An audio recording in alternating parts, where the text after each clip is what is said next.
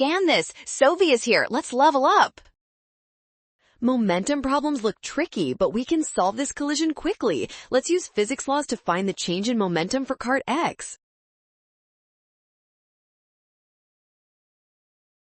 First, remember Newton's third law, which tells us that the force cart X exerts on cart Y is equal and opposite to the force cart Y exerts back on cart X.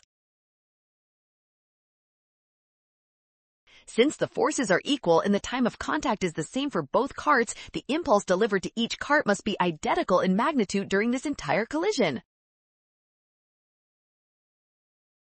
Multiply the 10 Newton force by the 0.3 second duration. This calculation gives exactly 3.0 kilogram meters per second change. Well done! Scan the code. You can learn better with Sovi. Watch signs carefully and always trust the given values to avoid a rush.